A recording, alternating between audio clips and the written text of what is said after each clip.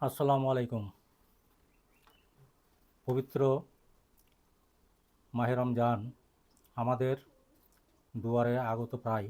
আর কয়েকদিন পরই রমজান মাস শুরু হবে এবং সিয়াম সাধনার শুরু হবে। আল্লাহ রাব্বুল আলামিনের প্রতিবিধানে মানবজাতির শারীরিক, আত্মিক, ইহলৌকিক, পারলৌকিক উপকারিতা ও কল্যাণ রয়েছে। সিয়াম অর্থাৎ রোজার ভেতরেও ইহলৌকিক, পারলৌকিক, শারীরিক ও আত্মিক উপকারিতা রয়েছে। রাসূলে রাব্বি সাল্লাল্লাহু আলাইহি সাল্লাম বলেছেন, সিয়াম পালন করো, তোমরা সুস্থ থাকবে।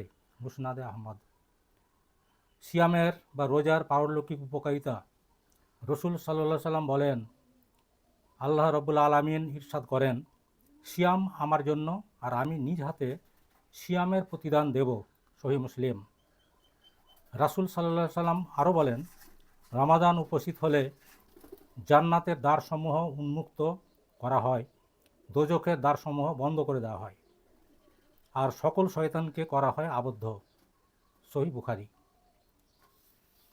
রাব্বুল আলামিন কোরআন মজিদের মধ্যে ইরশাদ করেছেন, ইয়া আইয়ুহাল্লাযীনা আমানু কুতিবা আলাইকুমুস সিয়াম কামা কুতিবা আলাল্লাযীনা মিন কাবলিকুম লাআল্লাকুম তাত্তাকুন। অর্থ হলো, হে ঈমানদারগণ, তোমাদের উপর সিয়াম অর্থাৎ রোজা ফরজ করা হলো, যেমন তোমাদের পূর্ববর্তী উম্মতের উপর ফরজ করা হয়েছিল, যাতে তোমরা পরহেজগার, আল্লাহভীরু হতে পারো। এ থেকে বোঝা যায় যে অন্যান্য যে ধর্মাবলম্বী অর্থাৎ ইসলামের যে প্রথম যে বিধানগুলো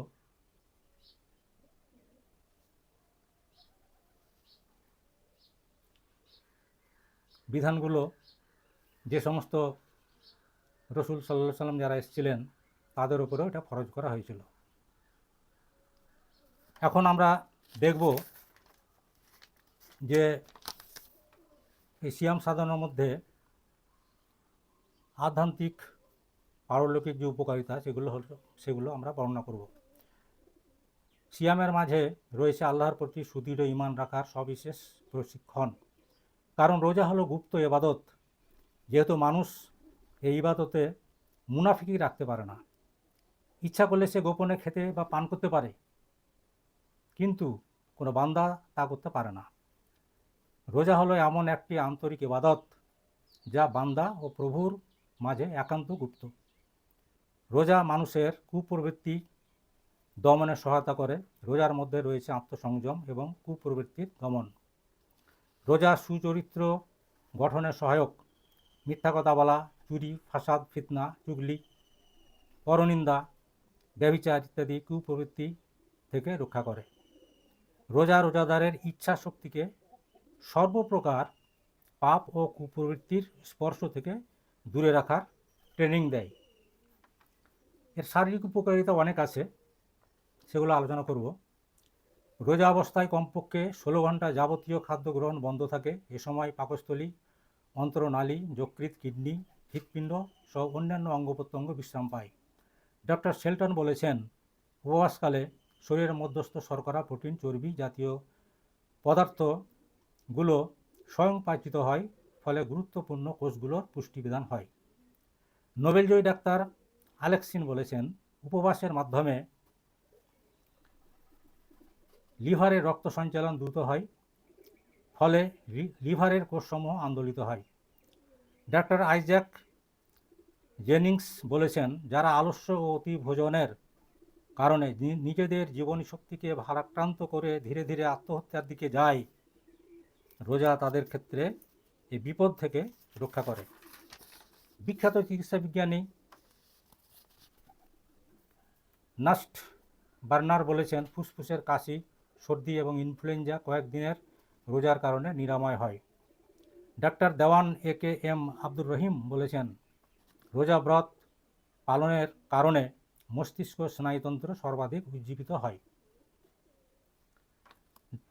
স্বাস্থ্যবিজ্ঞানী ডাক্তার আব্রাহাম জে হেনরি বলেছেন, রোজা হলো পরমহিতৈষী ওষুধ বিশেষ, কারণ রোজা পালনের ফলে বাতরোগ, বহুমিত্র, অজীর্ণ, হৃদরোগ এবং রক্তচাপজনিত ব্যাধিতে মানুষ কম আক্রান্ত হয়।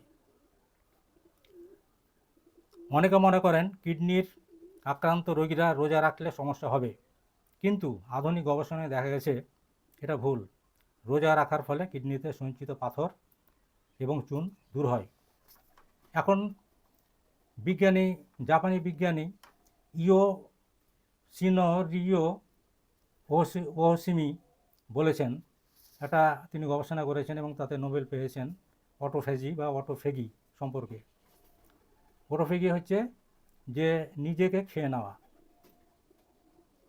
যে সমস্ত কোষগুলো শরীরের মধ্যে নষ্ট হয়ে যায় সেই কোষগুলো শরীরে থেকে যায়, কিন্তু অনেকক্ষণ এবং অনেক দিন ধরে যদি ফাস্টিং করা হয়, রোজা রাখা হয়, তাহলে ওই মৃত কোষগুলোকে দেহকোষেরা নিজেরাই খেয়ে ফেলে।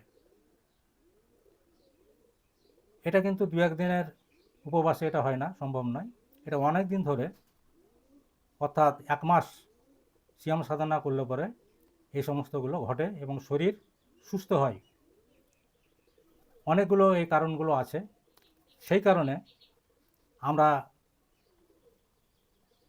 স্বপন দেব, আসুন আমরা সবাই সিয়াম সাধনার ব্রতী হয়ে কামিয়াব হাসিল করি। মহান করুণাময় রব্বুল আলামিন আমাদের সঠিকভাবে সিয়াম সাধনার তৌফিক দান করুন। আমিন।